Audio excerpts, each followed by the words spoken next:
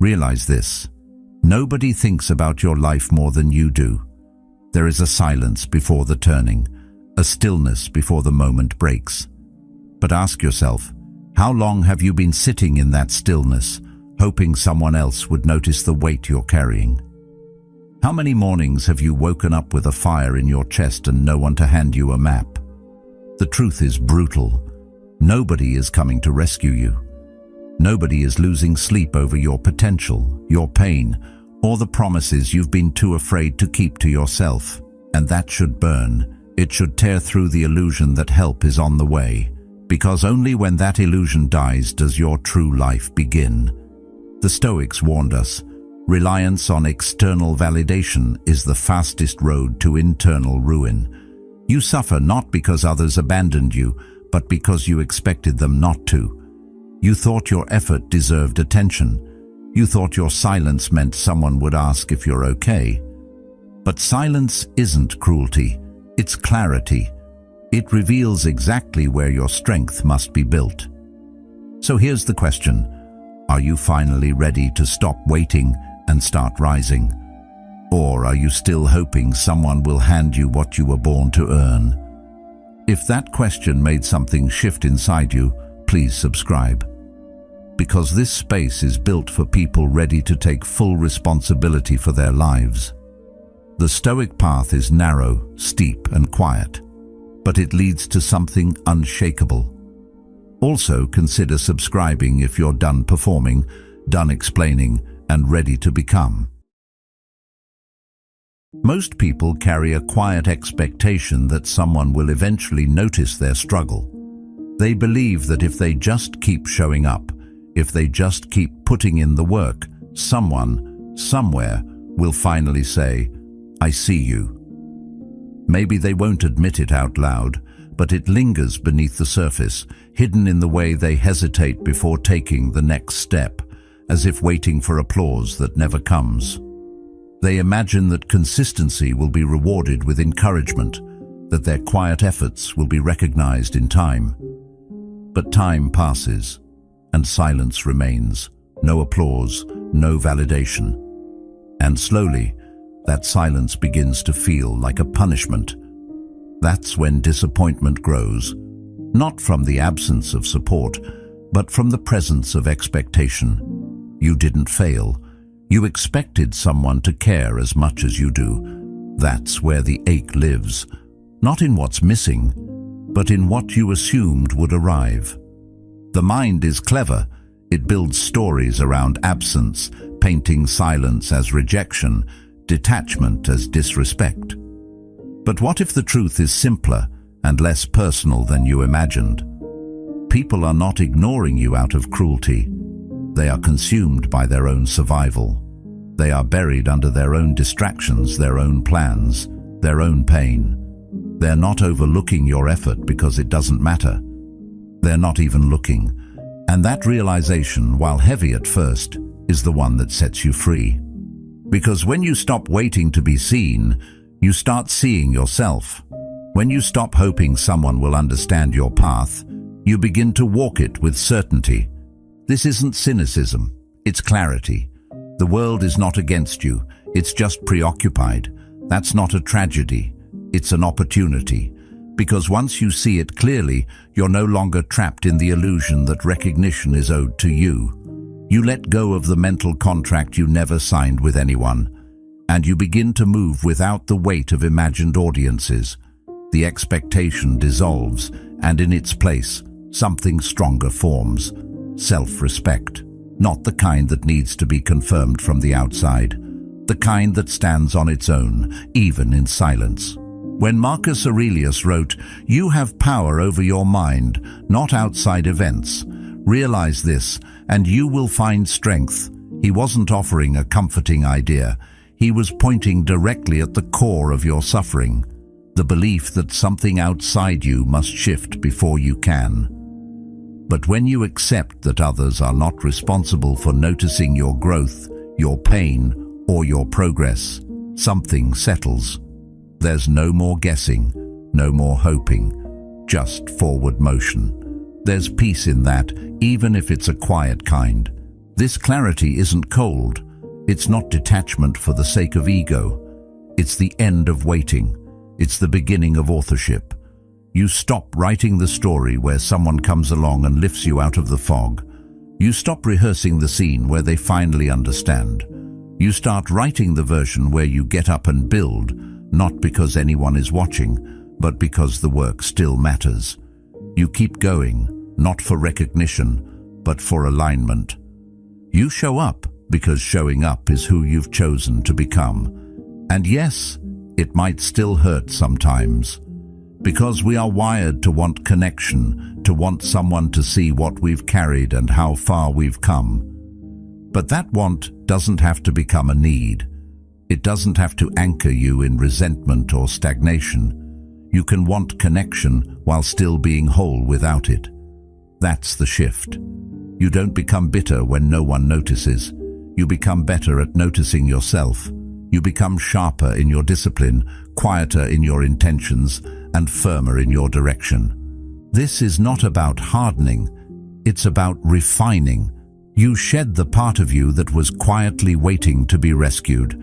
You let go of the belief that your journey needs a witness to be real, because some of the most powerful growth happens when no one is there to clap for it. Some of the most important victories will never be posted, shared, or praised. And that's okay. The real weight of your life is carried in private. Seneca once said, "The man who has anticipated the coming of troubles takes away their power when they arrive." And in the same way, the person who releases the fantasy of recognition removes the sting of its absence. You already know what must be done. You already know where you're headed. The clarity is inside you. And once you accept that the world won't always echo your value, you stop shouting into the void hoping it'll answer back. Instead, you begin to listen inward. You begin to trust the quiet. You begin to create momentum without needing permission. That's when strength takes root. Not in the loud moments of public success, but in the silent hours of private alignment. This is the kind of strength that doesn't beg to be noticed. It just moves. It just builds. It just is. And maybe one day the world will see what you've become, maybe not. But by then, it won't matter. Because the person you're becoming isn't fueled by attention. They're fueled by something deeper: duty, clarity, integrity. This is the work that endures. This is what it means to focus on yourself, not with arrogance, but with quiet commitment, to carry your weight without resentment, to move without applause, to live from the inside out. And once you taste that kind of clarity, you never go back. Think about how much of your life has quietly been spent on hold, not in motion, not in chaos, just suspended, waiting for someone to finally understand what you're trying to do, waiting for a nod of approval that tells you it's okay to keep going, waiting for a message, a sign, a green light that never really comes. And it doesn't feel like waiting at first. It feels strategic. It feels safe. You tell yourself you're just being patient, just biding your time until the conditions are right. But days pass, then months, then years, and what started as preparation becomes hesitation in disguise. The truth is, waiting doesn't protect you from failure. It just delays your progress. It drains your energy in quiet ways, convincing you that stalling is the same as planning. That stillness is wisdom when really it's fear wearing a wise face. The longer you wait for someone to understand your vision, the less connected you become to it. You start questioning whether your idea is even worth pursuing if no one else sees it. But understand this: most people won't see your vision because it wasn't given to them.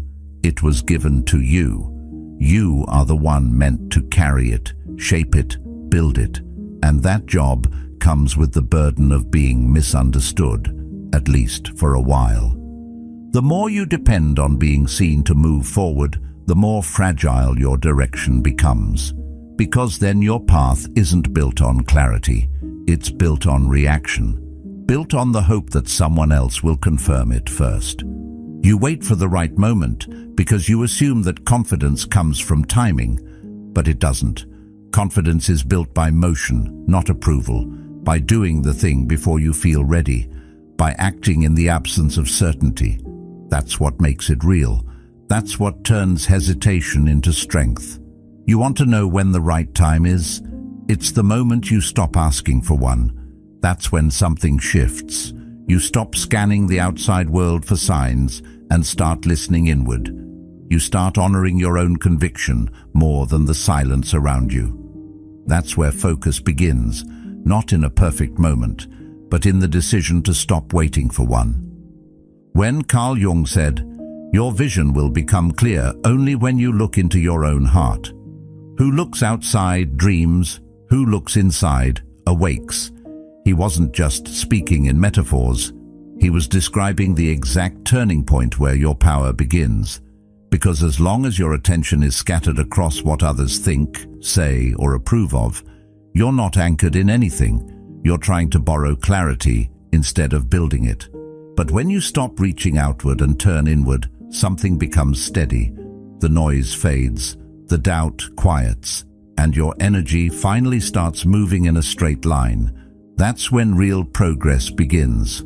Quiet, uneventful, but consistent. You start making decisions without asking for confirmation. You start building things without announcing them.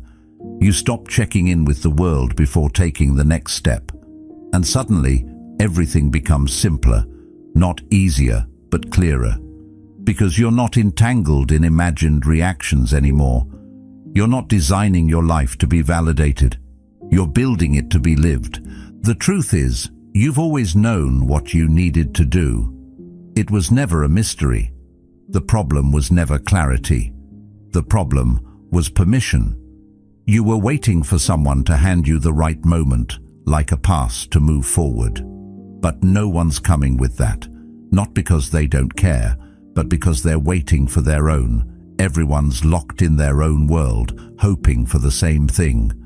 That's why the people who rise are the ones who stop waiting and start walking. And the moment you take that step, without being invited, without being affirmed, something clicks. You're no longer moving because it feels right to others. You're moving because it's time. Even if you stumble, even if it's messy, that kind of action generates momentum. And momentum is sacred. Because once it starts, it feeds itself. It gives you the evidence that you're capable, not because someone told you, but because you showed yourself. There's a reason Epictetus taught that no great thing is created suddenly, because everything worthwhile, clarity, focus, identity, is built in the small, unseen decisions you make when nobody is watching, when no one is checking in, when there is no confirmation, no applause, no audience. The people who get far are not the ones who waited to feel sure. They're the ones who moved anyway. And over time, that movement became character. It's easy to believe that waiting is harmless, that you're just being thoughtful, just waiting for the right alignment. But waiting has a cost. It steals time. It feeds doubt. It reinforces the idea that you're not allowed to begin until the world tells you it's okay. And the longer you live in that space, the harder it becomes to break free from it. Because waiting becomes a comfort zone, a quiet place where you can imagine, plan, and analyze without consequence. But nothing changes there. Nothing evolves. Nothing is tested. Eventually, you realize that the only thing standing between you and the next version of yourself is the belief that you're not ready yet. And that belief isn't protecting you. It's holding you still. The strength you need won't come before you start. It will come because you started. That's the paradox. Action teaches. Action clarifies. Action exposes the gaps and fills them. It humbles you and empowers you at the same time. Seneca once said, "While we wait for life, life passes." That line isn't meant to scare you. It's meant to wake you up. The life you're hoping to step into doesn't arrive at your door. It's built moment by moment by the one who chooses to stop hesitating, even in confusion, even in fear, even in silence, especially in silence, because that's where you learn to trust your own voice above all else. And once you do, something stabilizes.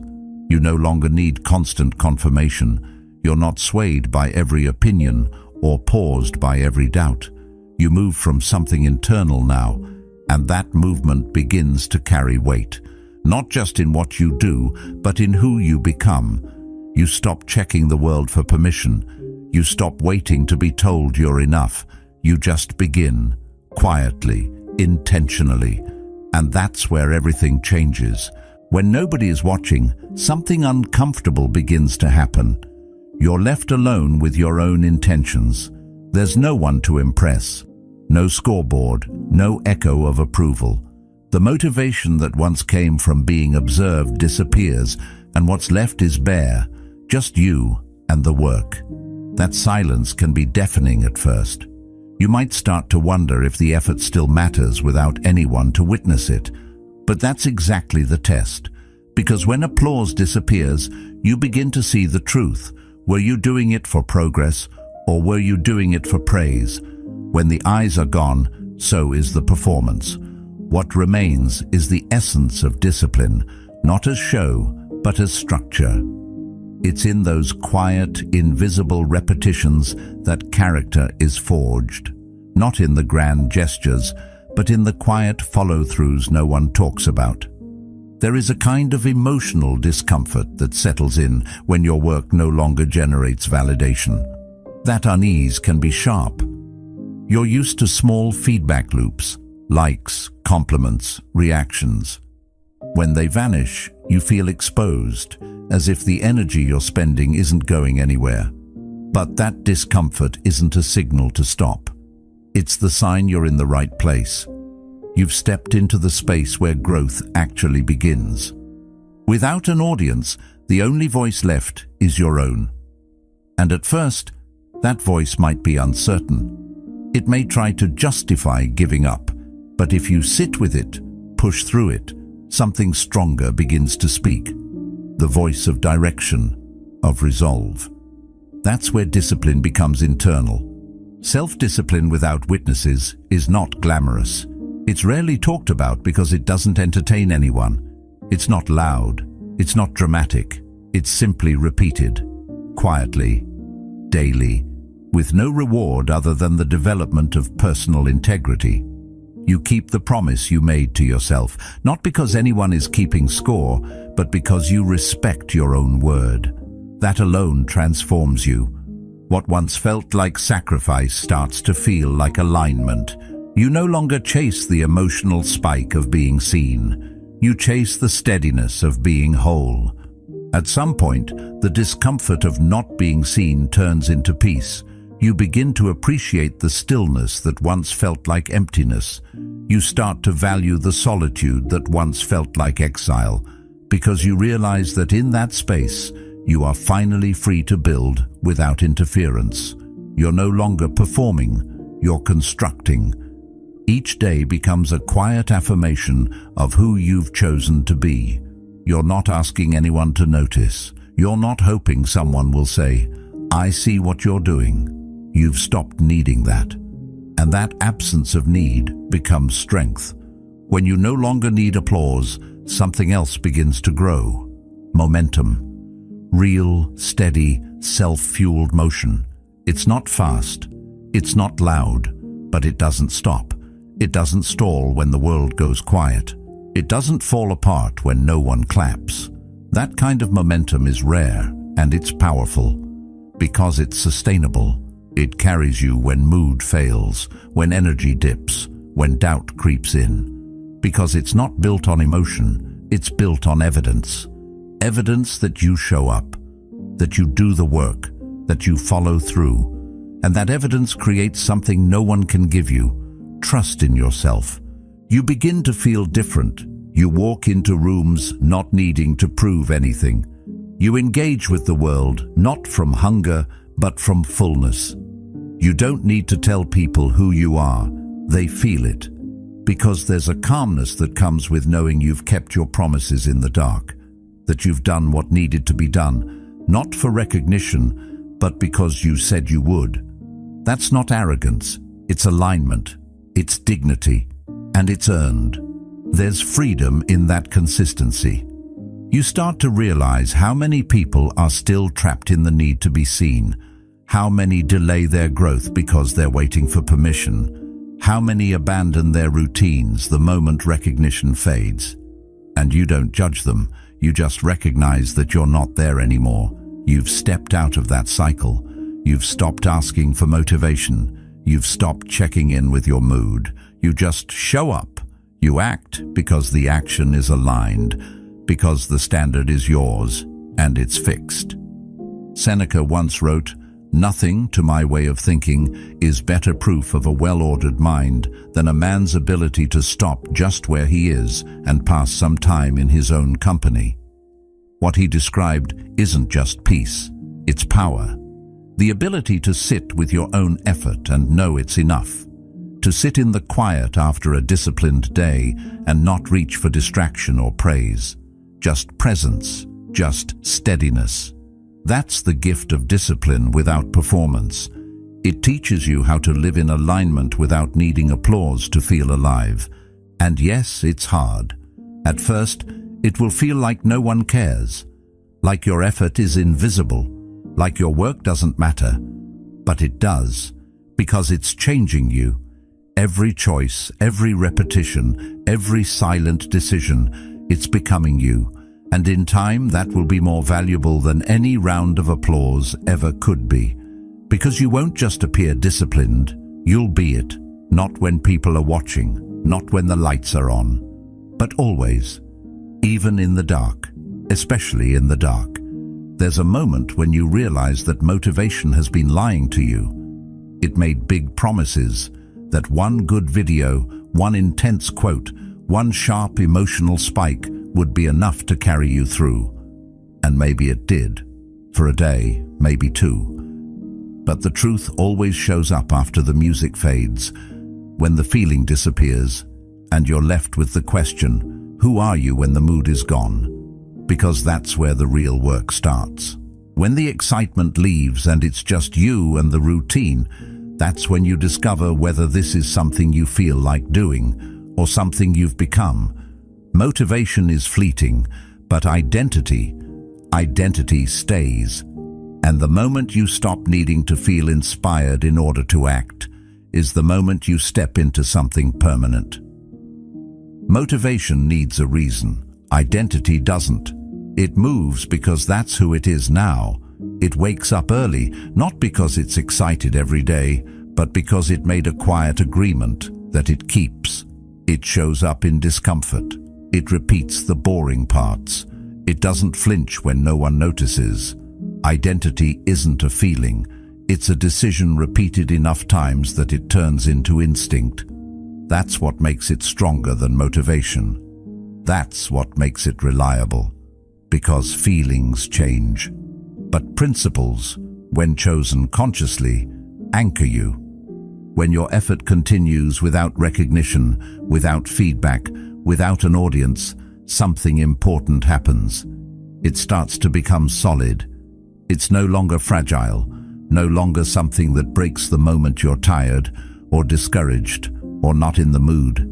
It holds. It carries you. And when your effort becomes reliable, your life begins to move in a rhythm that doesn't depend on outside energy. You build your own pace, your own structure, and that structure becomes momentum. Not a rush, not a burst, a steady, quiet force that doesn't stop just because the day is hard. That's the difference most people never learn to make. They wait for the surge of energy to come before they move, and when it doesn't, they think something's wrong. But nothing is wrong. They've just built their system on a foundation that can't hold weight. That's why their actions collapse as soon as life stops cooperating. When you build on motivation, your progress has mood swings. But when you build on identity, it doesn't matter what the weather looks like outside. The internal climate holds. People often confuse who they are with how they feel. But feelings are temporary. They pass through. They don't define you unless you let them dictate your choices. The person who acts only when they feel like it is a prisoner to their own chemistry, but the person who acts from principle, who decides who they are in advance and then lives according to that standard, is free. Not because they never struggle, but because their struggle has structure. It has a backbone. That's what separates the consistent from the inconsistent, the reliable from the reactive. Reliability doesn't mean perfection. It means you know what you're anchored to. And even when life throws you off course, you know how to return. You know how to correct without collapsing. You trust yourself to show up even when it's hard, especially when it's hard. That kind of self-trust isn't built in one day. It's earned over time, one honest repetition at a time, and when enough of those repetitions stack, something inside of you begins to shift. You no longer ask yourself, "Do I feel like doing this today?" You just do it, because it's who you are now. Momentum begins quietly. You won't feel it at first. There's no sudden click, no major event that tells you you've changed. It happens in the background, like a shift in posture, like a change in your breathing. You just realize one day that the things that used to be difficult have become non-negotiable. Not because someone's watching, not because you're chasing a reward, but because the behavior matches your identity. That's a powerful place to live from. It's not about grinding harder. It's about being honest enough to ask, what am I building every time I repeat this? At some point, effort becomes normal, not dramatic, not heroic, just part of who you are. Like brushing your teeth, like getting dressed in the morning. You don't debate it. You don't stall. You move. And that movement keeps the mind clean. It keeps you away from the trap of overthinking, from the emotional weight of inconsistency. You don't have to negotiate with yourself anymore. You already decided. Now you're just following through. Seneca said, "Luck is what happens when preparation meets opportunity. But preparation is only possible when you've trained yourself to act without needing emotional permission. That training is slow, it's invisible, and it's rarely applauded. But it's what makes you capable of sustaining progress when others burn out. It's what allows you to keep going when motivation dies, because it will. Motivation will die 100 deaths before you reach anything worthwhile, but identity doesn't die. It carries. The person who continues without recognition becomes formidable. They don't rise and fall with the applause. They don't wait for momentum. They bring it. They create it. Not in one grand moment, but in every repetition no one sees. That's how you know it's real. That's how you know it will last. Not because it looks impressive, but because it holds up under pressure. When the noise stops, when the crowd disappears, when the feelings fade, you're still there. Doing the work, not because it's easy, not because it's fun every time, but because it's you now, and you trust that version of yourself more than any temporary mood, and that trust becomes your edge. While others are distracted by how they feel, you stay close to what you've chosen, and while they wait for another spike of inspiration, you've already built a rhythm they can't keep up with, because your progress doesn't need to be loud. It just needs to be real. That's the strength of identity. It doesn't shout. It doesn't chase. It just shows up. Again and again and again. Most people spend more time explaining what they're going to do than actually doing it. They talk about their plans as if the words themselves were a form of progress. They outline intentions in group chats, hint at their ambitions on social media, and rehearse possible outcomes in their minds over and over. It feels productive, it feels like motion, but it's not. It's noise, and that noise has a cost. Every explanation leaks energy, because the more you verbalize your intent without execution, the more your brain begins to mistake talk for action. You feel a false sense of completion before the real work even begins. This is where so many dreams stall, in the in-between, the space between idea and execution, not because the person lacks talent or resources, but because they get stuck looking for confirmation, reassurance, validation, a nod from the outside world that it's okay to begin. But approval is a trap. It gives you a short-term comfort that delays long-term momentum. When you need someone else to tell you it's the right time, you've already surrendered the steering wheel, and when you stop acting from your own inner compass, you drift. There's something powerful about keeping your plans to yourself, not out of secrecy, but out of discipline. When you hold your intention in silence, it gathers strength, it sharpens, it doesn't leak. That silence becomes your edge. It protects your energy from scattering into conversations that don't need to happen. It keeps you from being swayed by the noise of opinions. It teaches you how to move without being seen. And that ability, to move quietly and consistently, is rare. Explanation often comes from a place of insecurity. It's a shield, a way to justify or preempt judgment before it arrives.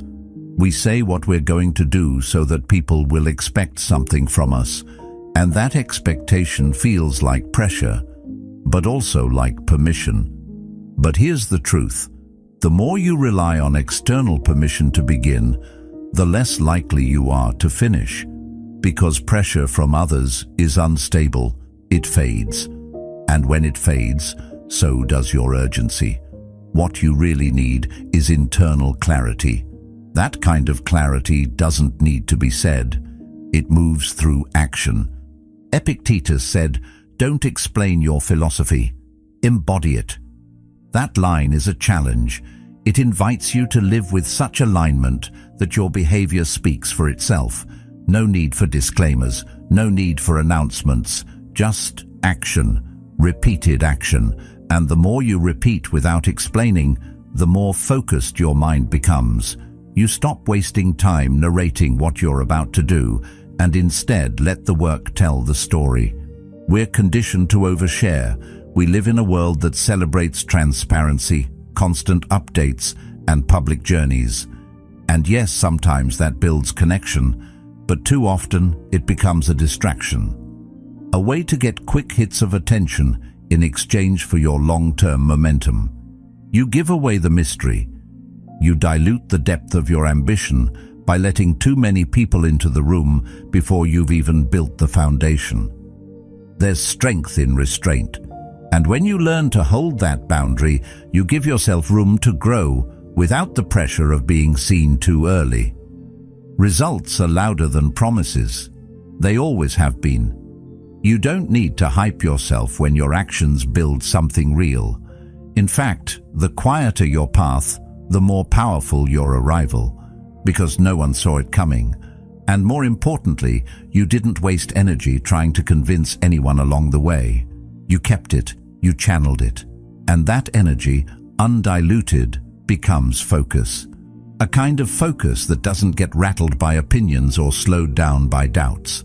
Seneca said, "It is not the man who has too little, but the man who craves more that is poor." In the same way, it's not the man who plans too little, but the man who needs too much external agreement, who loses momentum. Wanting to be understood, to be supported, to be reassured, it's natural. But when those needs take priority over movement, you stall, you overthink, and eventually you forget why you wanted it in the first place. The ambition turns stale, the clarity blurs. But when you commit to silent execution, something shifts. You move lighter, your mental space clears. You're not checking for reactions. You're not adjusting based on opinions. You're just doing the work. And that work compounds, quietly, powerfully. It builds something under the surface, like roots. And by the time people notice, it's already too late to stop you. You've become consistent. And consistency is a force very few people can compete with. The beauty of silence is that it doesn't demand, it doesn't beg, it just is. It operates without asking for attention. It trusts the process. It trusts the foundation. When you stop explaining, you start experiencing your own journey more clearly. There's no audience in your head, just you and the next step. And that clarity, free from noise, makes each step more intentional, more aligned, more real. Eventually, you realize that the less you explain, the more you produce. The less you narrate, the more you notice. The less you wait for permission, the faster you grow. And that shift, from external narration to internal execution, is where your life begins to transform. Not in a loud, dramatic way, but in a steady, focused one. The kind of transformation that doesn't fade because it wasn't built on approval. It was built on commitment. That's the message. That's the invitation. Let the silence sharpen you. Let your results speak in rooms you never entered. You don't need to be loud to be powerful. You just need to be clear. And the clearest path is the one that moves without explaining itself.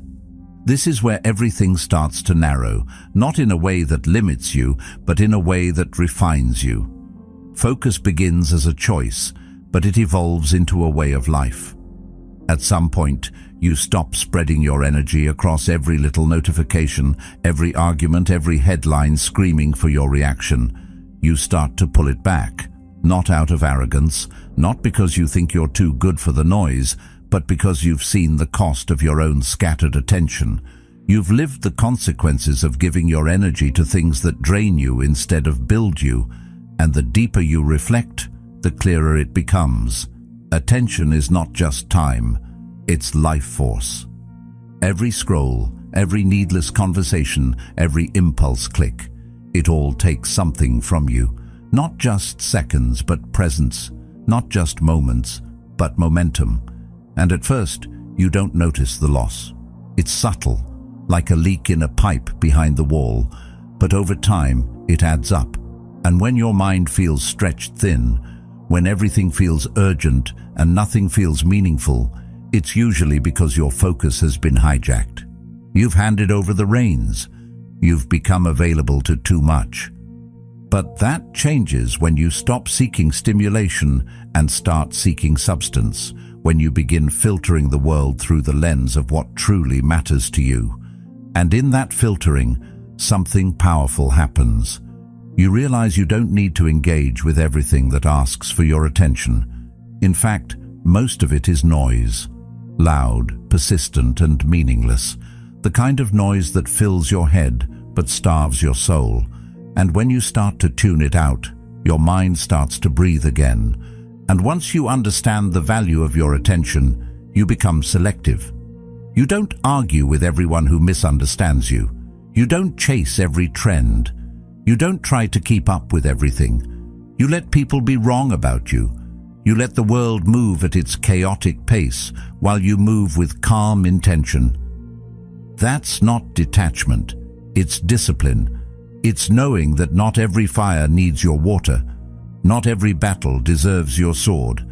There's a kind of peace that comes with this clarity. A calm that doesn't come from avoiding life, but from knowing what parts of life are worth entering. You stop feeling guilty for not replying immediately. You stop apologizing for needing space. You stop performing availability. Because real focus isn't loud. It doesn't explain itself. It just is. It's built in the choices you make when no one's watching, when you close a tab, when you turn off your phone, when you say no to something that might feel good now, but derails you later. And those choices, they build strength, quiet strength. Not the kind people praise on social media, but the kind that shows up when life gets hard.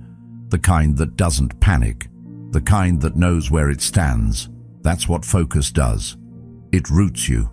It removes the temptation to be everything for everyone and reminds you to be something solid for yourself. Tests will always come. People will always try to pull you into their storms. The world will keep asking for your reaction, but you'll learn to give it less.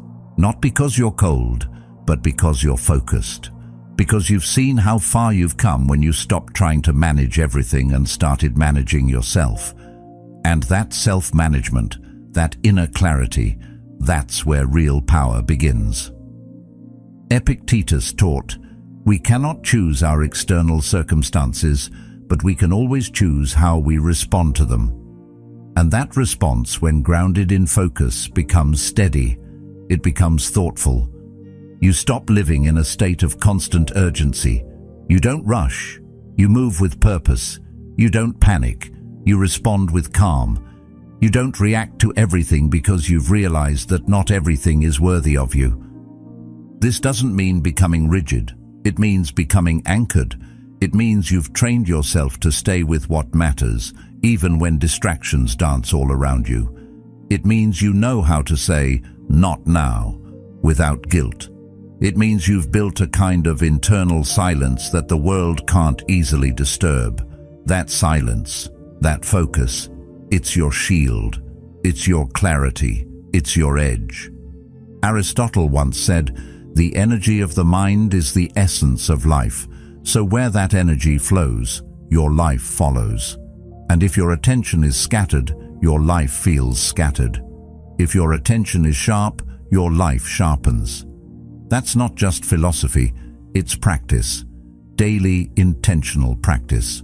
Choosing again and again to be here, now, with what matters, rather than pulled away by what doesn't. Eventually, you stop asking, "Is this interesting?" and start asking, "Is this essential?" You stop chasing stimulation and start seeking alignment. And in that shift, life simplifies. It becomes clearer, not easier, but more meaningful. Because you're no longer consumed by everything. You're building something specific, something true. And that truth grows in the quiet spaces where focus lives. In today's world, everything seems to revolve around being seen. Value is often confused with visibility. The more likes, views, and responses something gets, the more it's believed to matter. This kind of thinking creates a silent pressure, a need to prove your worth through reaction, not through reality. And without realizing it, you start to chase impressions instead of improvement. You begin to equate recognition with progress. And without that recognition, it feels like you're not moving at all. But real growth doesn't ask for applause. It doesn't need a witness. It simply needs consistency. And the more you internalize that truth, the more free you become from the emotional swings that come with external approval. You start to understand the difference between being known and being whole. Being known is a surface-level transaction. Being whole is an inner state that doesn't need validation to exist. The moment you stop measuring your efforts by how others respond, you take back your power. It's not about becoming indifferent, it's about becoming steady. Your worth no longer depends on the mood of the crowd. It doesn't rise when they cheer or crash when they're silent.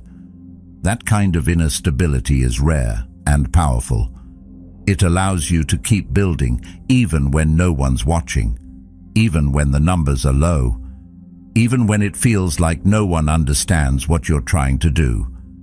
There's something deeply grounding about that shift. It doesn't mean you stop caring. It means you stop depending. You stop handing your self-respect over to strangers and start holding it in your own hands. You begin to live by your own standards, to measure progress by depth, not by noise. And that depth can't be seen on a screen. It's found in how you show up when things are hard, how you carry yourself when there's no reward waiting, how you speak to yourself when things don't go your way. When you begin to own your emotions instead of outsourcing them to the opinions of others, everything begins to quiet down. Not in a dull way, but in a peaceful one. This doesn't mean that feedback isn't useful. It can be. But it's not your compass. It's not your oxygen. It's just a perspective. Something you can consider without being consumed by it. The danger is when feedback becomes fuel, when you only move forward if someone claps. That's when you lose control of your own direction. That's when your identity starts to drift, bending and twisting to match what gets the best response. And once that begins, it's hard to stop. Because the more you shape yourself to please others, the more distant you become from your core. You become reactive, fragile, always adjusting, always unsure. But when you anchor yourself in something deeper, something internal, you begin to gain strength. You stop chasing pace and start trusting rhythm, your own rhythm, the one that doesn't rush, doesn't panic, and doesn't compete. The one that focuses on building something real. That's what emotional ownership is. It's the ability to feel everything without being ruled by any of it. To stay present without being pulled. To hear criticism without collapsing. To feel praise without becoming dependent on it. Marcus Aurelius wrote, "It is not the man who has too little, but the man who craves more, that is poor." When you always crave more attention, more reaction, more praise, you stay poor in peace. But when you learn to be full without being filled by others, you find a kind of richness that no metric can measure. And it shows in how you work, in how you show up, in how you carry your own silence like armor, not to block people out, but to hold your space firmly. You begin to notice how much emotional energy was being drained by comparison, how much time was being lost scrolling, reacting, wondering what others thought. And in that awareness, you make space. You begin to reclaim that energy for creation, for stillness, for clarity. You don't stop caring, you just stop leaking. You become more efficient with your emotions, more aware of when you're giving away power and when you're keeping it. And every time you choose ownership, you grow. Epictetus said, "If you want to improve, be content to be thought foolish and stupid." That's the cost of real growth. Not everyone will get it, not everyone will see it, but that's the point.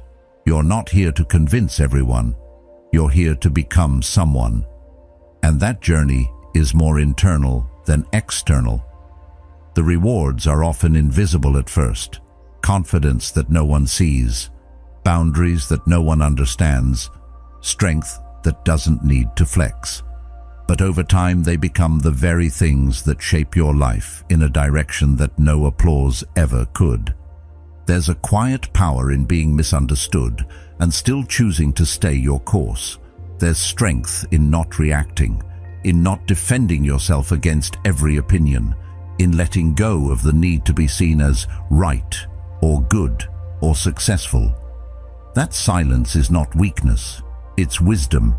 It's the space between stimulus and response. It's where freedom lives. And when you live from that space, you stop being controlled by moods, trends, and other people's expectations. You begin to trust the work, not the reaction. You begin to trust yourself, not the outcome. And bravery isn't always loud. Sometimes it looks like continuing without attention. Sometimes it sounds like silence after a storm of opinion. Sometimes it feels like holding your ground when everything inside you wants to explain, to justify, to be liked. But freedom is found in restraint, in walking away from the need to be validated, in remembering that visibility without substance is hollow, but substance without visibility is still real.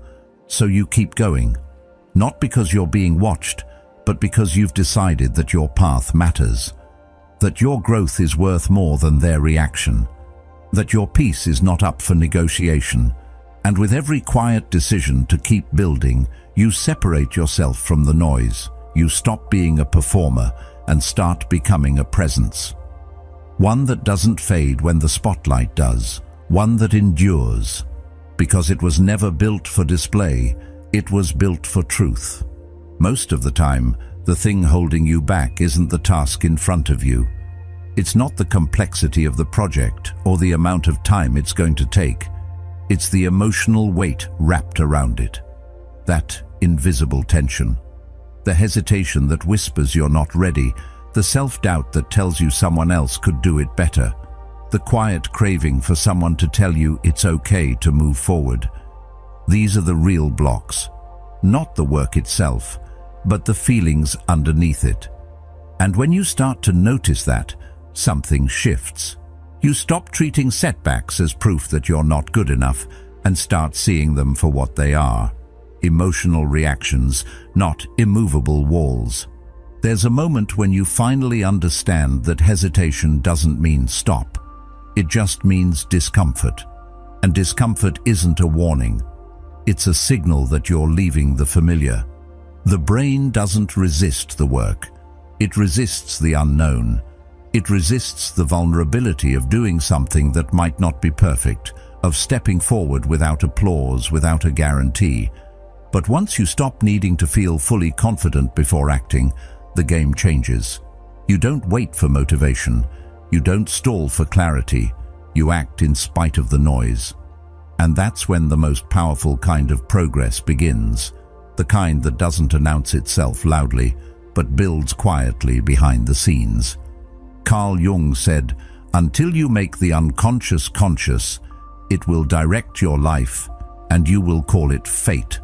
That hesitation, that fear, that self-doubt, they don't just appear out of nowhere. They come from patterns buried deep. But the more you move through them without needing to resolve every emotion first, the more they loosen their grip. You begin to see that you don't need to fix every feeling to take the next step. You just need to stop making your emotions the permission slip for your action.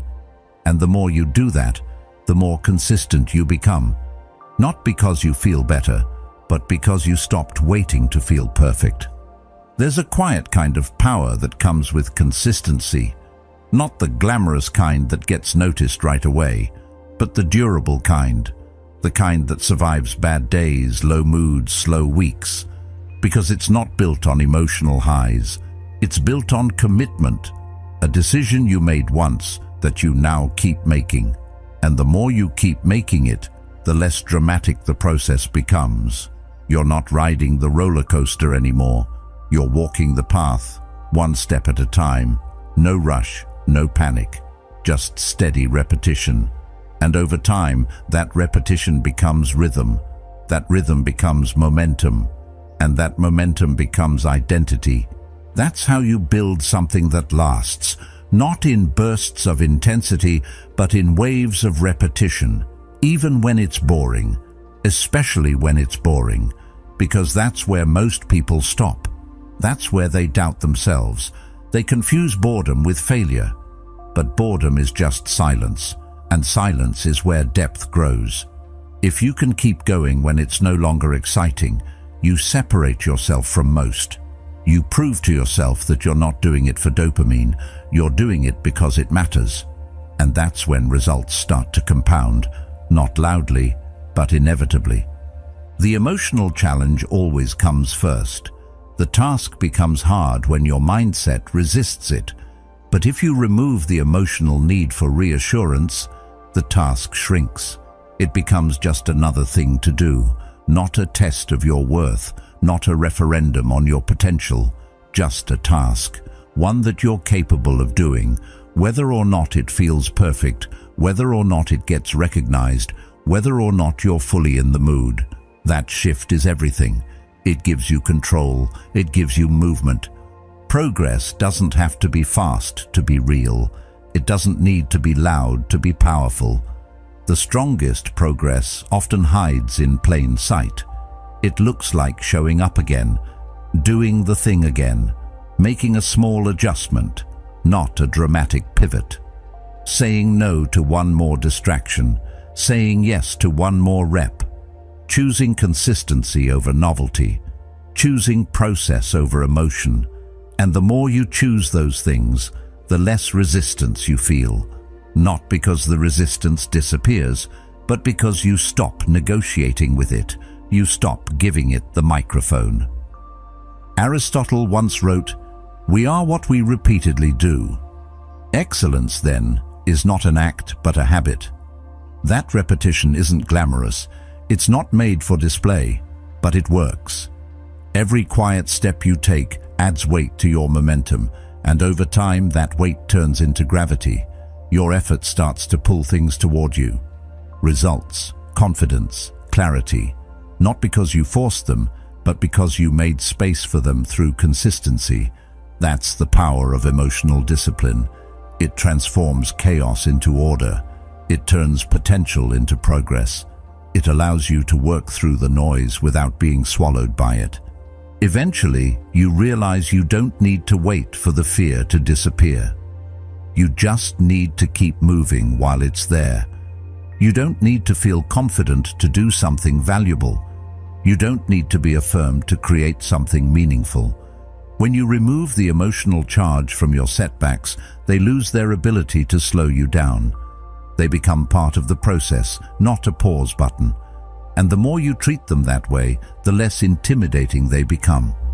You start to trust yourself more, not because you never doubt, but because you act even when you do.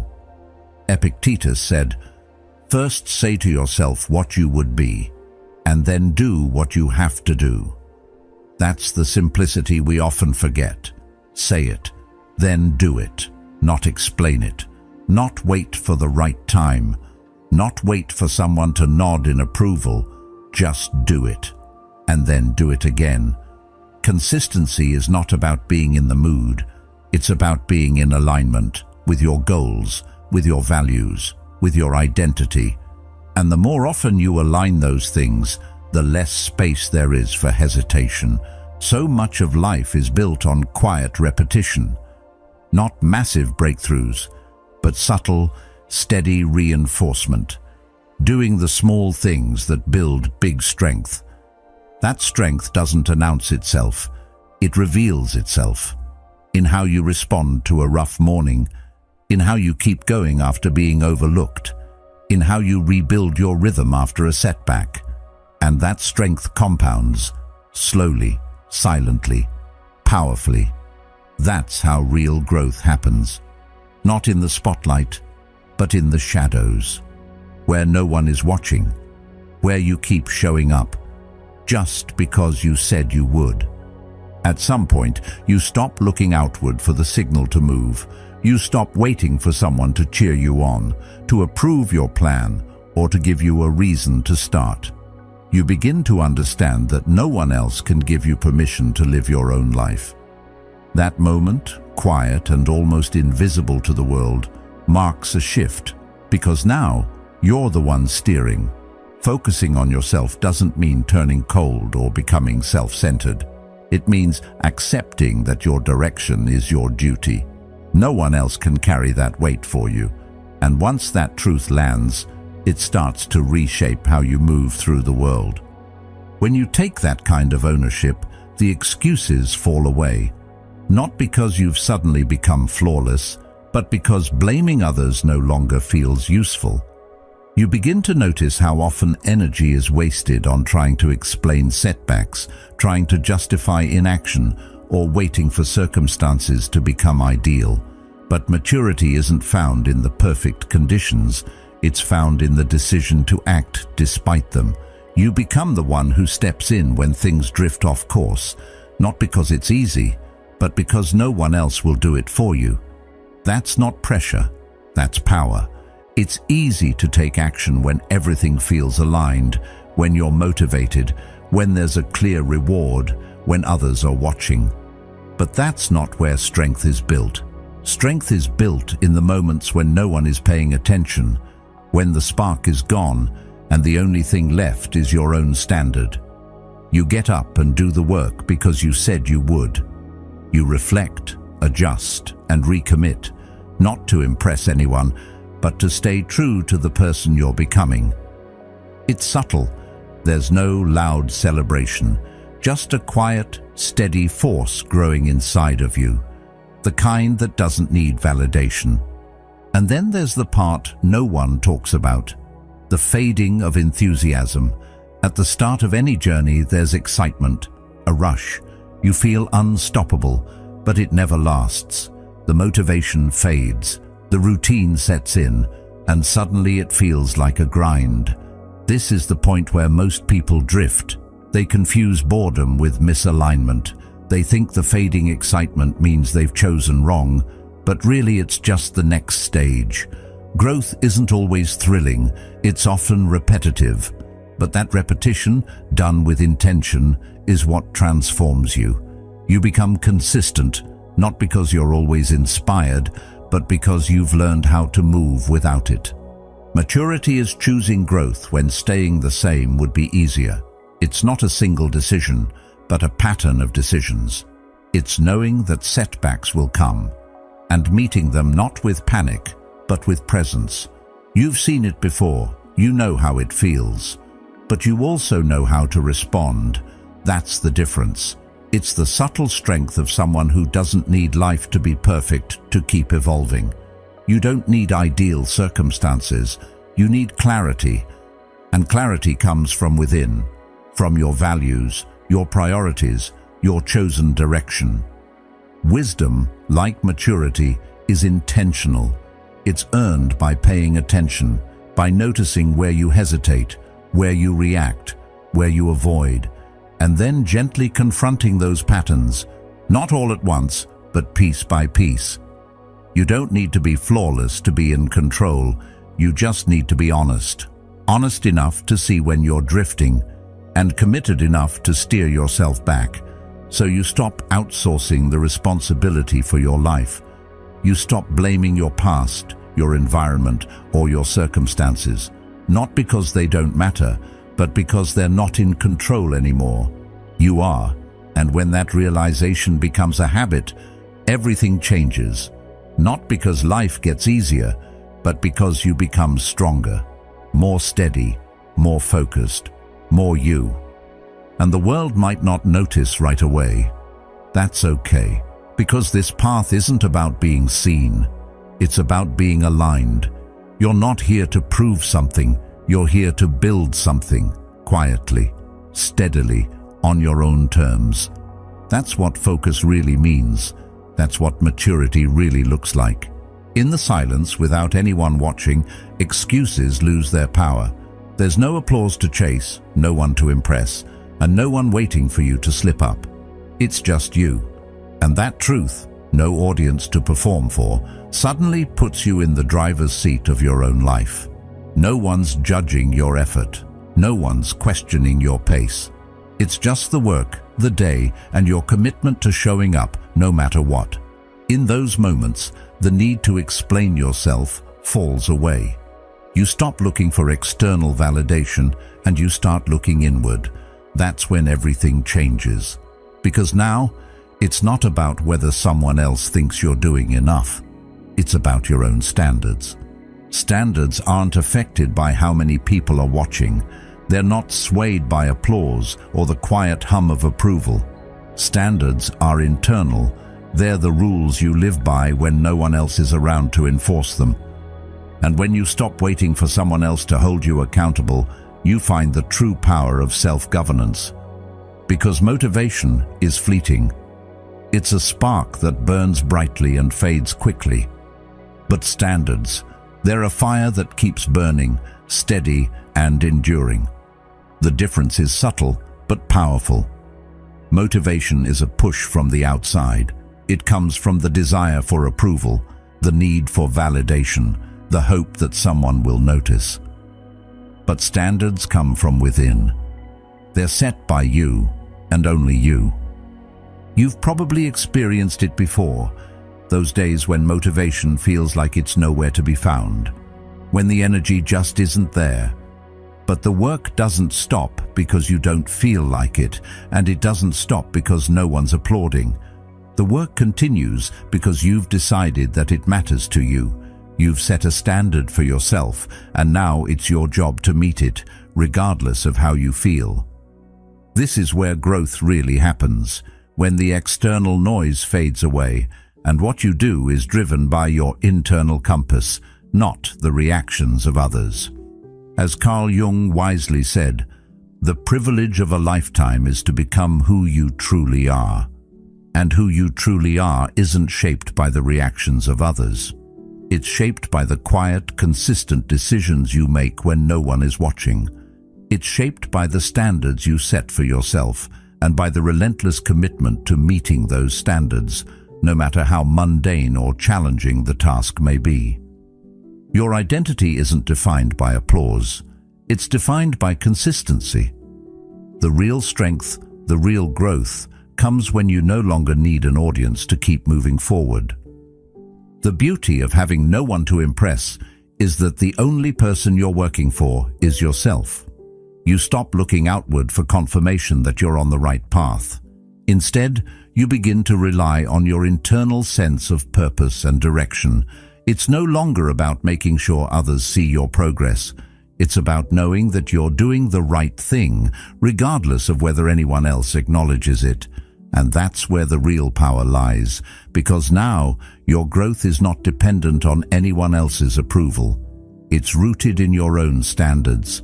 And those standards shape your behavior. They guide your decisions, your actions, and your reactions.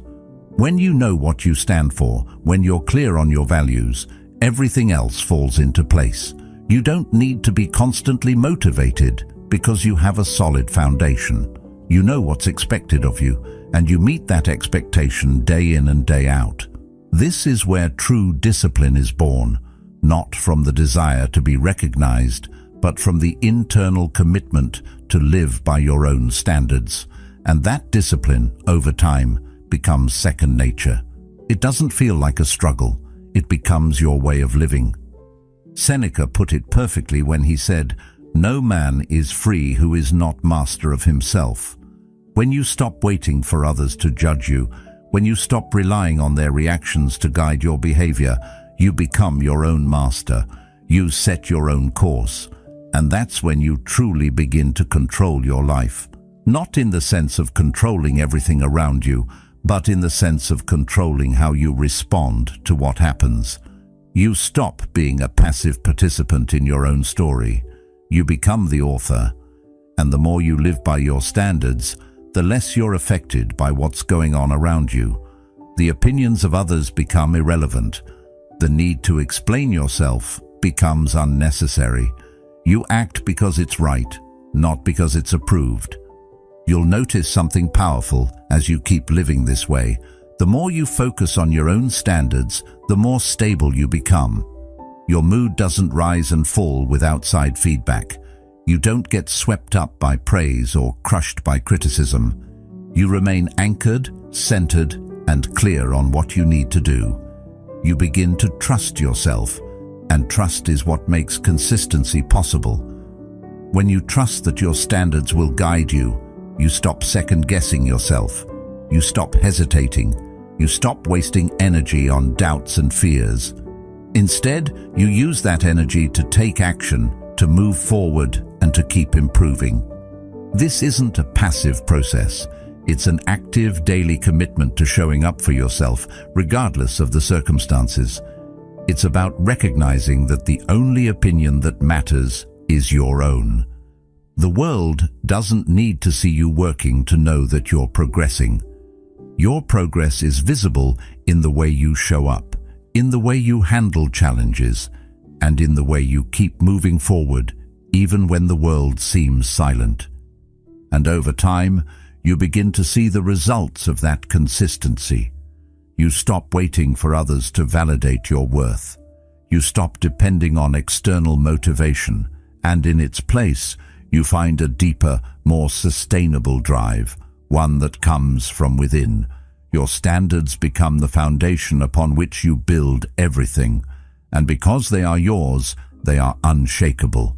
In the end, you realize that this is the true power, not needing an audience to keep going, not needing external validation to prove that you're worthy, but instead creating your own worth through your standards, your actions, and your commitment to yourself. When you no longer need to be seen to be valuable, you become unstoppable, and that is the ultimate freedom. Over time, something incredible happens. You begin to stabilize. The emotional roller coaster that once defined your days, driven by the need for approval or fear of rejection, starts to quiet down. The highs aren't as high, and the lows aren't as low. Praise no longer inflates you, and neglect no longer diminishes you. You stop needing to prove your worth to anyone. That shift, though subtle, is transformative. It's the shift from being dependent on external feedback to becoming anchored in your own sense of self.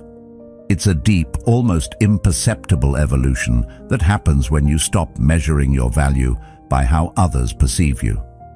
At first, it's a struggle. We're all conditioned to look outward for validation, to search for signs of approval or recognition, and there's nothing wrong with that, until it becomes the only source of our confidence, until we tie our worth to the fleeting opinions of others. But as you keep practicing this inner alignment, you stop reacting to the fluctuations of the outside world. The praise, the criticism, the attention, it no longer carries the weight it once did. Instead of feeding off of external sources to maintain your stability, you start drawing that stability from within. You realize that your worth doesn't depend on others seeing it. It's already there, grounded in who you are. This peace doesn't come from everything being perfect. It comes from understanding that imperfection is part of the process. It's about accepting the ebb and flow of life without being swept away by it. You stop trying to control the outside world and start focusing on what you can control: your response, your actions, and your mindset. When you stop relying on the external to shape your internal world, something shifts. You become the center of your own universe, and that center is unshakable. As you continue on this journey, discipline stops being something you force yourself to do. It stops feeling like a chore, something you have to try hard at. It becomes a natural extension of who you are. This isn't to say that you never feel tempted to slack off or lose focus, but the desire to do so doesn't derail you the way it once might have. You're no longer constantly battling your impulses. You're simply living from a place of discipline because it aligns with who you've become. The struggle is no longer there because you've made peace with it. This is where true mastery begins. You stop trying to be disciplined because you've already become it.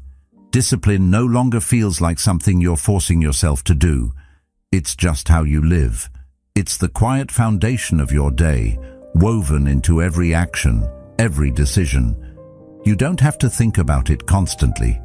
It just flows naturally from your inner sense of purpose and responsibility. You've built the habits, the mindset, and the focus that sustain your discipline without the need for constant motivation. Seneca wisely wrote, "We suffer more often in imagination than in reality," and that's often the case with discipline. We imagine that it will always feel like a battle. We expect it to be hard, exhausting, and relentless. But once you've integrated discipline into your life, it stops feeling like a fight. It's just what you do. It becomes part of your rhythm, like breathing. You don't fight to breathe. You don't have to remind yourself to breathe. It's just automatic. And in the same way, once you've cultivated the right mindset, discipline becomes automatic too. The key to this transformation is understanding that discipline is not about perfection. It's about consistency. It's about showing up day after day, without needing recognition, without needing approval. It's about doing the work because it matters, because it aligns with your values and your goals.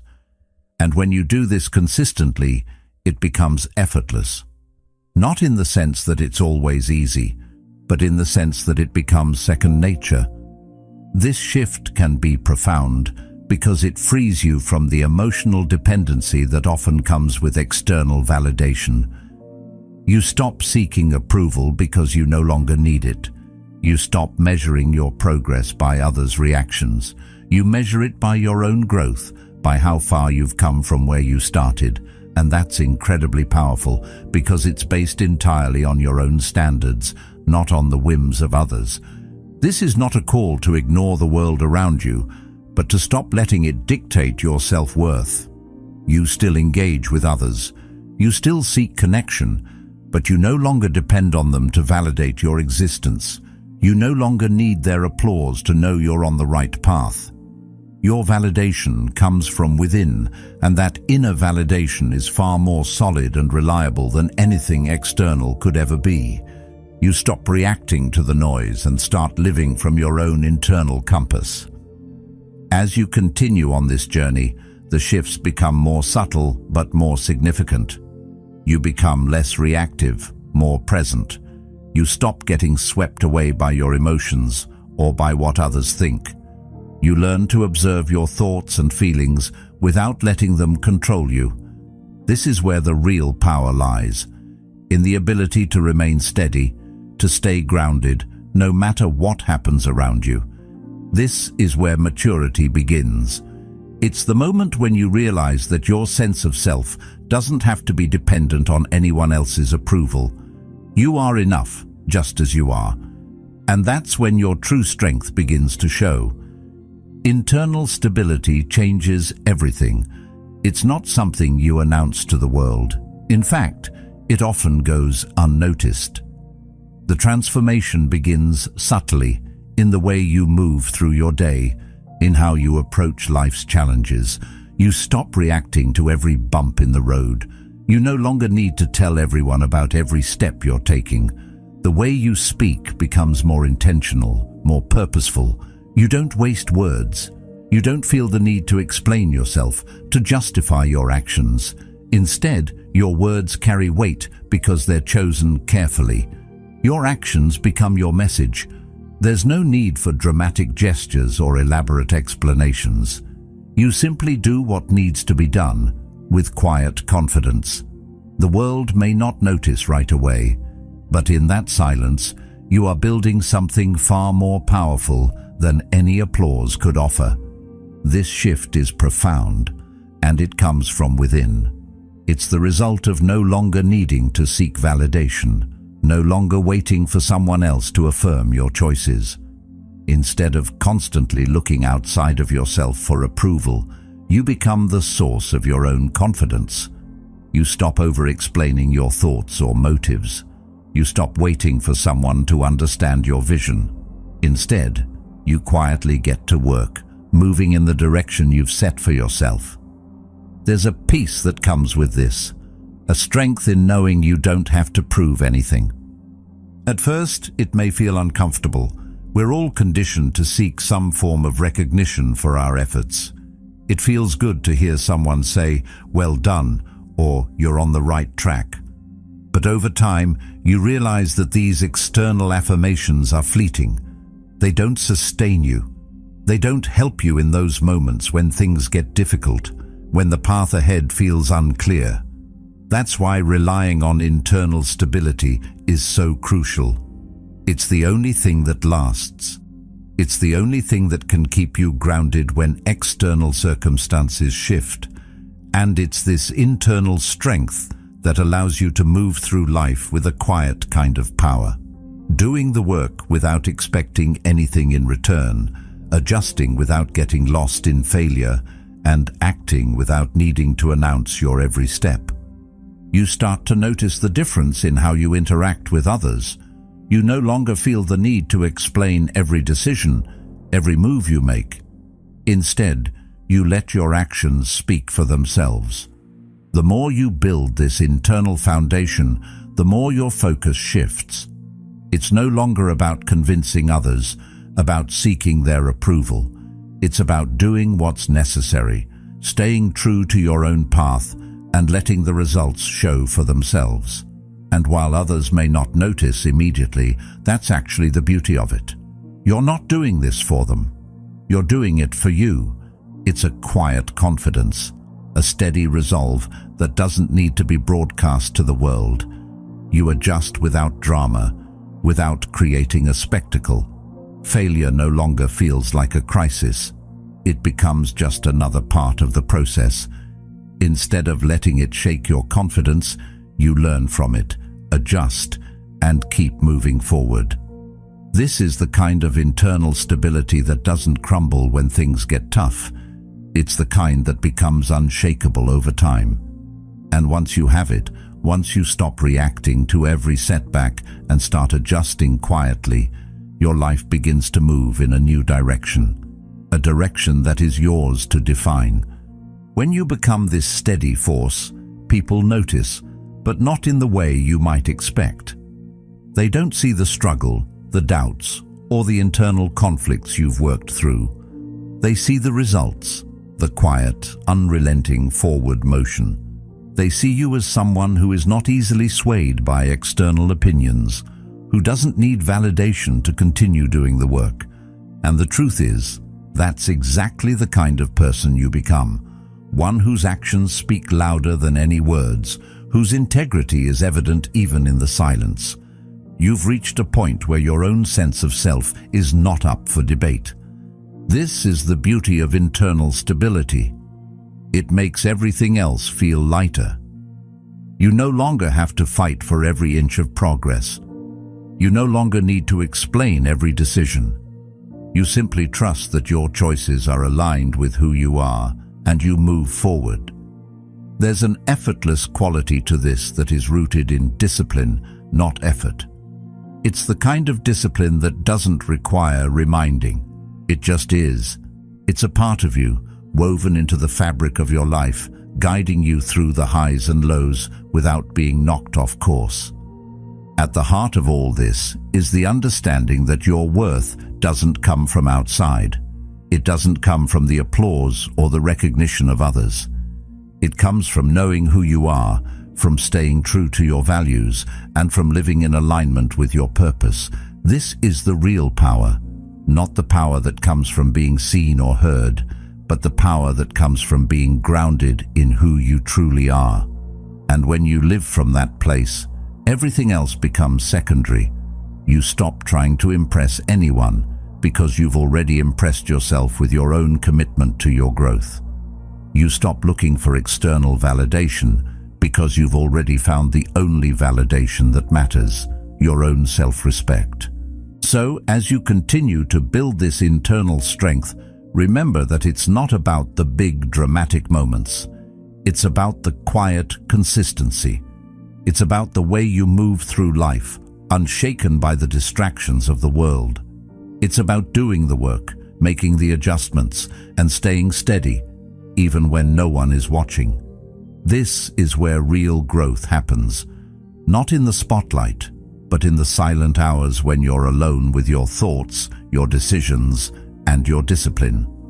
This is the kind of power that stays with you, that continues to grow, no matter what's happening around you.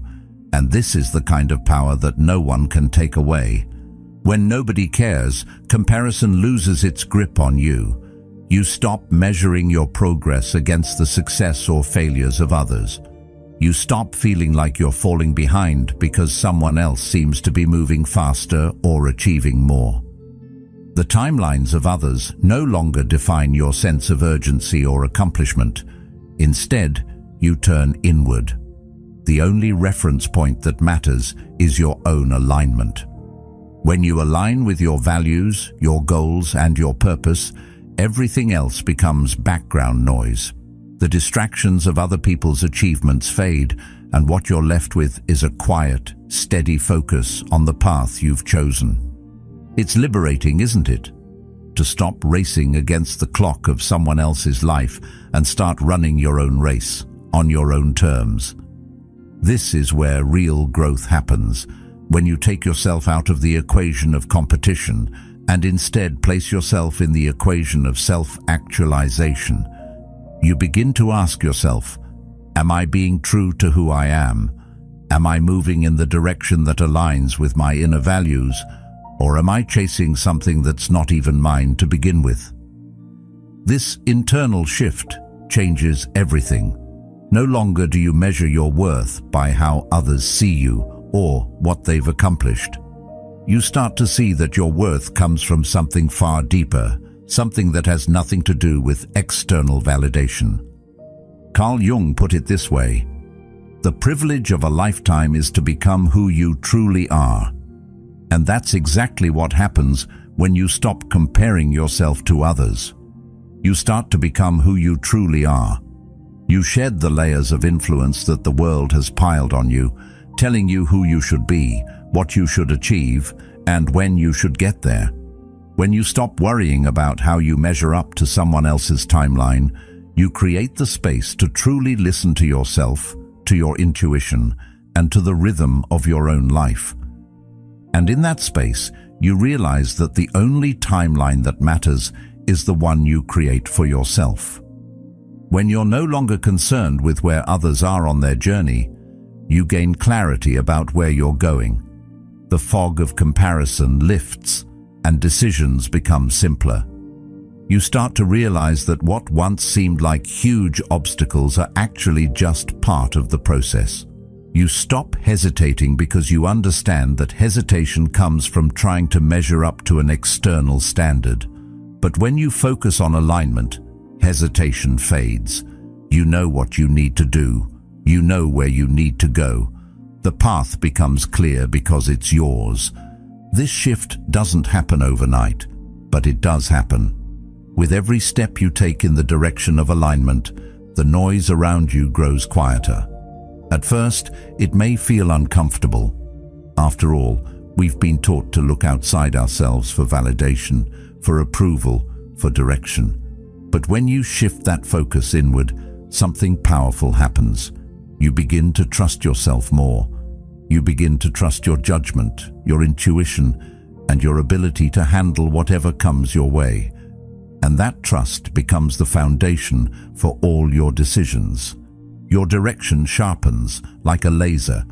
It's no longer blurry or diluted by outside opinions. You can feel the difference. You stop second-guessing yourself, not because everything is easy, but because you know deep down that you're on the right path.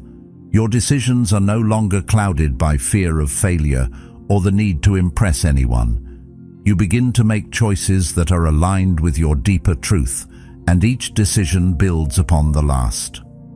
There's momentum in that kind of clarity. Once you stop measuring your progress against anyone else's, you realize that you're no longer rushing to keep up. You're no longer chasing someone else's version of success. Instead, you're creating your own. This doesn't mean you'll never face doubts. This doesn't mean everything will be easy, but it does mean that the doubts you face will be more manageable because they won't come from comparing yourself to others. They'll come from your own internal growth process, and you'll be able to handle them with a sense of peace and purpose. When you align with your own values, when you focus solely on your own path, those doubts don't define you. They simply become part of the journey. You understand that they don't stop you, they refine you. When you stop comparing yourself to others, you also stop measuring your success by what others are doing. Your success becomes more personal. It becomes about your growth, your effort, and your alignment with your core values. And this kind of success is far more meaningful because it's based on what you truly want, not what someone else has or what someone else thinks you should want. It's a success that feels fulfilling, not fleeting. As you move forward with this new perspective, your life begins to reflect your own standards. You stop measuring your worth by what others think or by what you think they expect. Instead, you stand firmly in your own identity. You stop trying to fit into someone else's mold, and instead, you create your own. And when you do that, you realize that comparison was never necessary. Your worth was never determined by anyone else's timeline, success, or judgment. It was always yours to define. So, what do you do with all of this newfound freedom? You use it. You act on it. You live in alignment with your truth and your vision. You stop hesitating. You stop waiting for approval, and you start living boldly. Your decisions become clear. Your purpose becomes stronger, and your sense of self becomes unshakable. And in that clarity, you find peace. In the end, when you stop comparing and start aligning, everything changes. Your direction becomes certain, your progress becomes steady, and you move forward with confidence.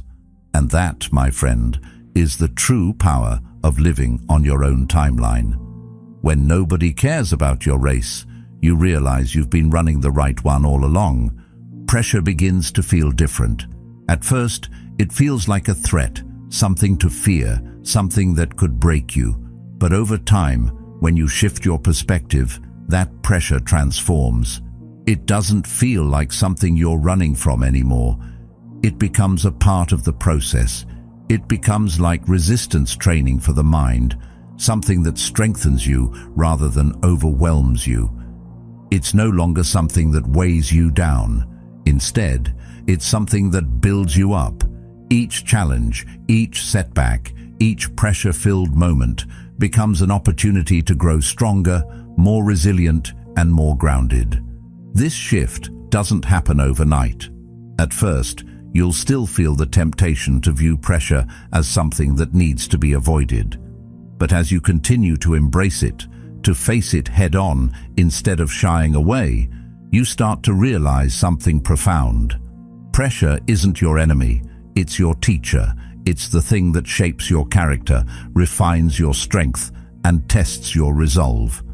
And the more you learn to carry that pressure with grace, the more you start to understand that it's not about avoiding difficulty.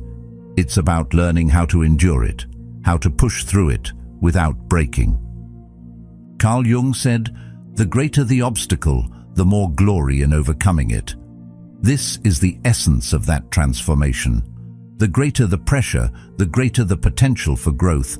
The moment you stop viewing pressure as something to escape from and start seeing it as something that shapes you, everything changes. You stop asking when things will get easier because you know that life isn't supposed to be easy. You start asking yourself, how will I carry myself through this? It's a subtle shift, but it's powerful. You move from being a passive participant in your own life, waiting for things to become comfortable, to being an active participant, determined to face whatever comes your way with strength and dignity. This is the moment when you stop relying on the world to make things easier for you. You stop waiting for external circumstances to shift in your favor. Instead, you take control of how you respond to everything that happens. You stop giving away your power to the things that are outside of your control. You realize that it's not the situation that defines you, but how you choose to respond to it. You no longer look for shortcuts or ways out. You start embracing the discomfort, knowing that on the other side of it, there's strength waiting for you. And with this shift, you begin to see that the pressure isn't just something you endure, it's something you use. You use it to sharpen your focus, to test your limits, to find out what you're truly made of. It's no longer something that overwhelms you. It becomes the fire that forges you. You start to view every obstacle as an opportunity to prove to yourself just how capable you are. And as you do, you build a quiet confidence, one that comes not from avoiding pressure, but from handling it with grace, composure, and determination. This doesn't mean you'll never feel tired or that things will always be easy, but it does mean that you'll begin to see pressure differently. You'll see it as a tool, a catalyst for growth. It won't be something that breaks you down. It will be something that builds you up. You'll stop asking, when will it get easier? Because you'll understand that it doesn't need to get easier for you to succeed. You'll realize that the real strength comes from learning how to carry yourself through the difficulty, to stand tall in the face of adversity, and to move forward despite the weight on your shoulders. The true test of character doesn't come in the moments of comfort. It comes when everything feels heavy, when the pressure is on, when the world is pushing against you. That's when you get to decide who you are. Will you crumble under the weight, or will you use it to build your strength? The more you face, the stronger you become. It's not about avoiding pressure. It's about learning how to use it to elevate yourself. The more pressure you face, the more you refine your ability to handle it. And in doing so, you become someone who can carry more, do more, and be more. This shift in perspective is transformative because it's not about changing the circumstances. It's about changing how you engage with them. It's about moving from a mindset of avoidance to one of mastery. You stop fearing the pressure and start seeing it as the force that sharpens you, as the thing that prepares you for greater things ahead. You stop asking for life to become easier and start asking yourself, how can I grow stronger through this? And when you reach that point, you'll realize that pressure no longer feels like a burden. It feels like the training ground for your personal power. Each challenge becomes a stepping stone, and every setback is just a lesson in resilience. You are no longer overwhelmed by life's difficulties because you've learned how to navigate them with inner strength. You've learned how to stand firm, how to bend without breaking, and how to keep moving forward no matter what. In the end, pressure doesn't have to be something that crushes you. It can be the thing that propels you forward, that molds you into the best version of yourself. When you stop asking when things will get easier and start focusing on how you'll carry yourself through them, everything changes. You stop being at the mercy of your circumstances. You become the one who shapes them. You stop waiting for external forces to make things right. You start taking responsibility for your own strength, for your own growth, and for your own journey. And that, my friend, is where true power lies. It's not in avoiding pressure. It's in learning how to carry it and use it to fuel your ascent. Eventually, focus becomes natural. It doesn't feel like something you have to force anymore. In the beginning, it takes discipline, conscious effort to ignore distractions and center your mind on what matters. But over time, that effort becomes second nature. It's like lifting weights for the mind. The first few reps are difficult, your focus wanders, and your attention slips. But gradually, it becomes easier. The mind begins to strengthen, and what was once a challenge becomes an automatic process. You stop struggling to keep your focus. Instead, it's the natural state of your mind. And once that happens, progress stops feeling like something you have to fight for. This shift isn't something that happens overnight. It's built over time, step by step. It's about the small, consistent actions that slowly shape your behavior. It's about the quiet moments when no one is watching, when you're still doing the work, even though there's no applause or recognition. These moments add up. They build momentum. And before you know it, the effort becomes expected. It becomes part of who you are. It's not a question of, will I do the work today? It becomes a given, something that simply happens because that's who you are now. You've become the person who doesn't wait for motivation to strike, the person who simply shows up and does the work, regardless of how they feel in the moment. This is what happens when you stop seeking permission to become the person you're meant to be. You stop waiting for some external validation or encouragement to tell you it's okay to move forward. You stop waiting for the perfect moment when everything lines up just right. You realize that you're already becoming that person. The shift happens when you stop seeking approval and start moving as if you're already that person. You embody the person you want to be. The transformation is no longer something you hope will happen. It's happening right now, through your actions, your discipline, and your consistency. And as you move forward, you begin to see that the silence that once felt heavy now feels protective.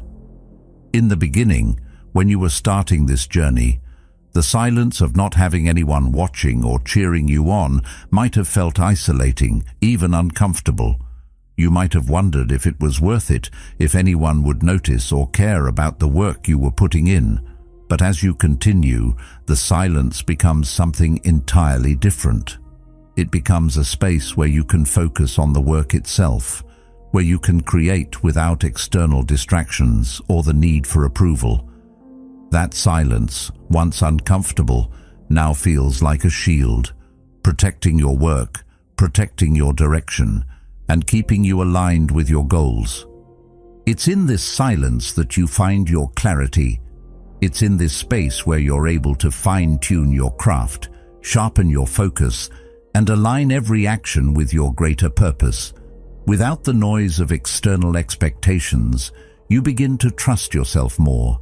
You trust your own process, your own direction, and the longer you move in alignment with your true self, the less you need the validation of others. You've learned to rely on your own inner compass, and in doing so, the work becomes cleaner. It becomes more authentic. Your direction becomes more intact because it's rooted in your own values, not in the approval of others. This shift in focus from seeking validation to trusting your own process creates a deeper sense of peace. You stop questioning every step you take. You stop doubting yourself.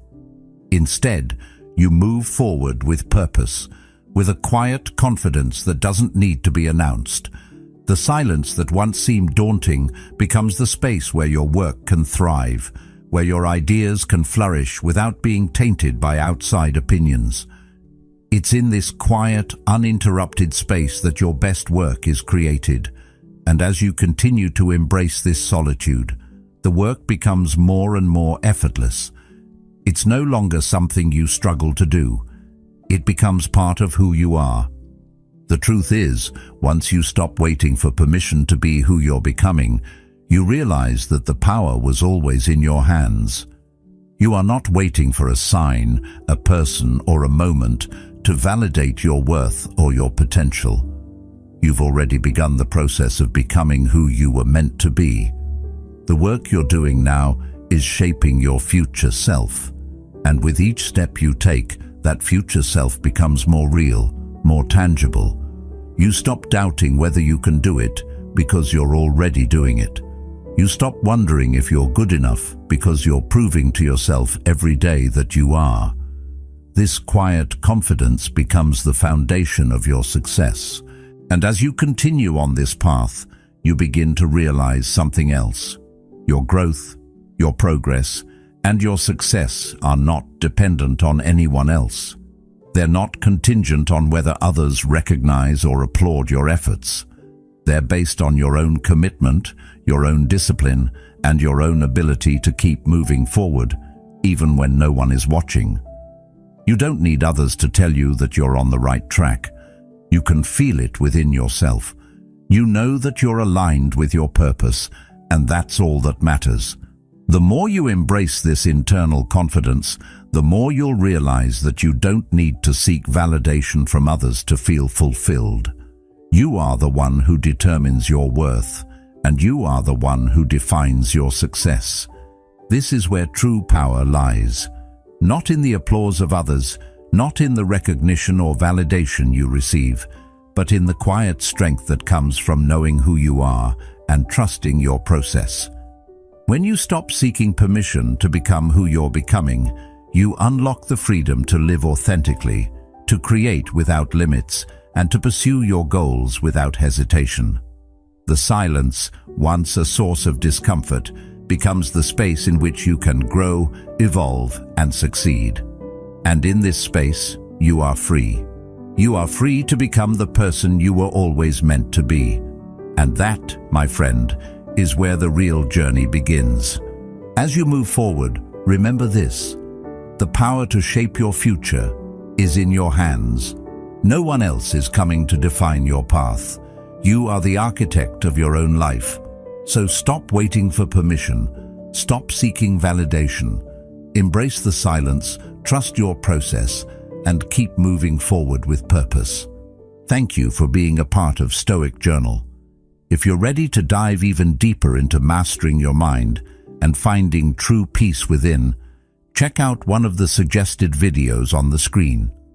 Keep pushing, keep growing, and remember, the journey is yours to create.